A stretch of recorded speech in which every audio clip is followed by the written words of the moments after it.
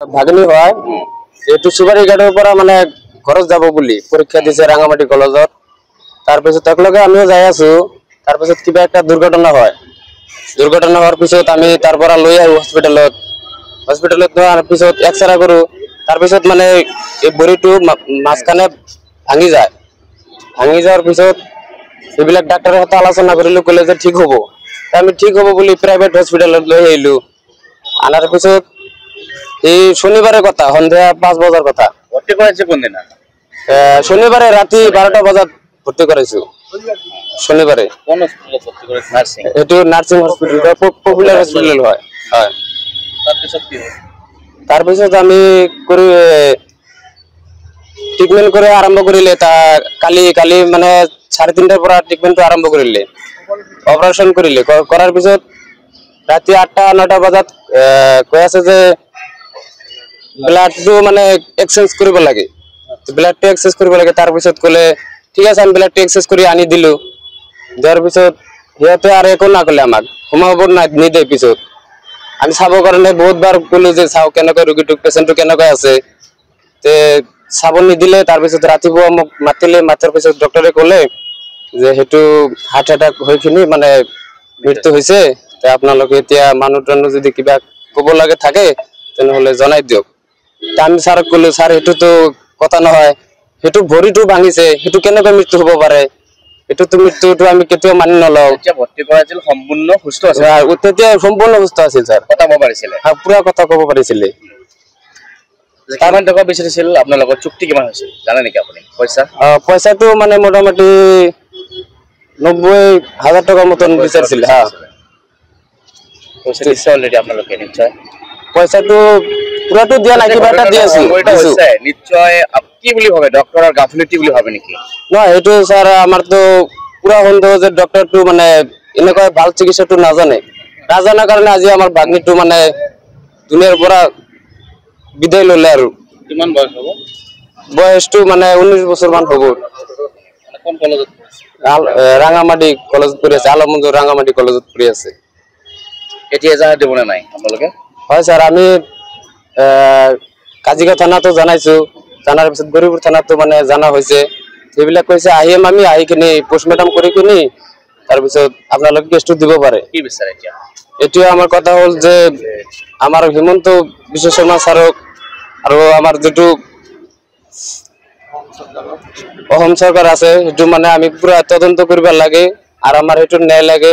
আমার ভাগ্নিটো কেনেকৈ মৃত্যু হল বুলি এটু উচিত তদন্ত লাগে আমার মানে নাতিনি হয় ভাতিজির ঘরে নাতিনি এই ডিগ্রি কলেজত পড়ি আছে রাঙামাটি কলেজত ফাইনাল পরীক্ষা দি কোনো চোর সময়ত এটা অটো এক্সিডেন্ট হয় এই হো ভরির মাঝখানে থোড়া আর মানে গাঠি আর থোড়ার মাঝখানে ভাঙি যাওয়ার পিছত ইয়াত ট্রিটমেন্ট কৰিব লৈ আহে আর ট্রিটমেন্ট করার সময়ত ডাক্তারে কয় ব্লাড লাগিব ব্লাড কার লগত মিলা নাই নিমলার পিছত হেতু কইছে যে তেনা কিনে আনিব লাগব কিনে আনিছে ধুলির পৰা কিনে আনি ব্লাড দিওতে ব্লাড তো চেক কৰা নাই কোনো এক্সামিন নকৰি ব্লাড তো হমাই দিছে ডাক্তাৰেৰ গাফিলতি ডাক্তাৰেৰ কমপ্লিট গাফিলতিৰ কাৰণে এই কামটো কৰিছে এইটো আপনাৰ পপুলাৰ হসপিটালত আৰু ইয়াৰ আগতেও এনেকৈ আৰু পেশেন্টক মাৰিছে এই হসপিটালত গতিকে এই হসপিটালত যিবিলাক ডাক্তাৰ এইবিলাক ডাক্তাৰৰ উপযুক্ত নহয় এই ডাক্তাৰ এই হসপিটালটো অতি পলমবে অতি সোনকালে বন্ধ কৰি দিব লাগে এইটো আমাৰ ৰাইজৰ প্ৰতিবেদন আৰু যেতিয়া ভৰ্তি কৰাইছিল তেতিয়া ৰোগীৰ অৱস্থা কেনেকুৱা আছিল তেতিয়া ভাল আছিল তেতিয়া ৰোগীজন ভাল আছিল কালি মই আহিছিল 10 বজাত কথা ক'ব পাৰিছিল উঠি বহিল মোৰ লগত বহুত মানে দাদা আহিছিল মোৰ লগত মানে কেৰাই মস্কাৰি কৰিলে মই ক'লো যে মোৰ এটা বিশেষ কামৰ কাৰণে মই ব্লেজবাৰ ট্ৰেজাৰি যাব লগা আছে গতি মোৰ ঘৰ এতেই পলাবাগনত মই তাতে গা পা ধুই অলপ খাই এনে মই ট্ৰেজাৰি ব্লেজবাৰ ট্ৰেজাৰিত গলো ট্ৰেজাৰিত পোৱাৰ পিছত আহি ঘূৰি আহি খবৰ ললো যে না ঠিকে আছে অপাৰেশ্যন থিয়েটাৰ লৈ গৈছে অপাৰেশ্যন থিয়েটাৰৰ পৰা যে মই 8 বজাত আকৌ ফোন কৰি সিহঁতে ফোন নুতুলে 8 বজাত দেখতে মই আকৌ ফোন কৰিলো তেতিয়া কলে যে আইসিউত লৈ গৈছে এতিয়াও শেষ হোৱা নাই এই আকৌ ব্লাডৰ কাৰণে লৈ গৈছে তেতিয়া মোৰ সন্দেহ হ'ল মই মোৰ গ্লাছটি অপাৰেট হৈছিল ইমান সময় নালাগিছিল মই মোৰ দাদাক ফোন কৰিলোঁ ককাই এইটো আল্লাহৰ ওচৰত দোৱা কৰা এইটো কিবা এটা ঘটনা হ'ব পাৰে এইটো খালি ঠেং ভাঙাৰ কাৰণে আৰু একো বেমাৰ নাছিল তাৰ বাকী সুস্থ আছিল এই পেচেণ্টৰ বৰ সুস্থ আছিল আৰু তেওঁৰ ডিগ্ৰী সুস্থ নাথাকিলে কেৱল ডিগ্ৰী ফাইনেল পৰীক্ষাত কেনেকৈ আহিবহি পৰীক্ষা দিয়ে যোৱাৰ সময়ত এই ঘটনা এইটো মোক জনালে আপোনাৰ ৰাতি 9 বজাত মোৰ জোৱাই এই মহিজুদ্দিনে তেওঁ ক'লে যে জেঠা আমাৰতো এনেকুৱা মানুহ নহয় আমি ইয়াত লৈ আহিছোঁ কি কৰিম মই ক'লো তোমালোকে হস্পিটেল লৈ যোৱা চিভিল হস্পিটেল লৈ যোৱা তোমালোকৰ আয়ুষ্মান কাৰ্ডো আছে সুবিধা গভৰ্ণমেণ্টৰ পৰা পাবা হস্পিটেলত লৈ গৈ এতিয়া কি হৈছে সেইটো মই তাৰপিছত ক'ব নোৱাৰো মৃত্যু ইয়াতে হৈছে কি মৃত্যুটো ইয়াতে হৈছে প্ৰবল হস্পিটেল হৈছে এই ঘটনা মৃত্যু হোৱাৰ ঘটনাখিনি আপোনাক হস্পিটেলৰ পৰা জনালে না মোক এইটো জনা নাই মোক আজি ৰাতিপুৱাই মোক জনাইছে আপোনালোকে যেতিয়া আহিলে কি ক'লে হস্পিটেলৰ পৰা কি ক'লে হস্পিটেলৰ পৰা আমাক একো কোৱা নাই মই ওপৰত গ'লো আইচিউত গ'লো আইচিউত তুমি আহক চাওক মই তেতিয়া চালোঁ মই ক'লো যে আমাৰ প্ৰচেছ মূৰতো অলপ ঘূৰাই থ'ব লাগে কয় নাই এতিয়া আৰু নহয় ডক্টৰজনৰ নাম জানে না ডক্টৰৰ নাম নাজানো ইয়াৰ আগতে এই হস্পিটেলত আৰু ঘটনা হৈছে মানুহ বহুত মাৰিছে চিৰিয়াছ ৰোগী ইয়াৰ পৰা আকৌ ৰিলিজো দিছে গতিকে এই হস্পিটেল এই এলেকাত থকাৰ সম্ভৱ নাই ইয়াৰ ওচৰতে এটা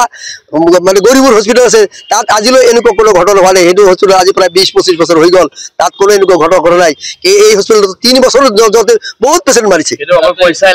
খালি পইচা লাগে খালি পইচা বাহিৰে আৰু এটা কথা ইহঁতৰ নালাগে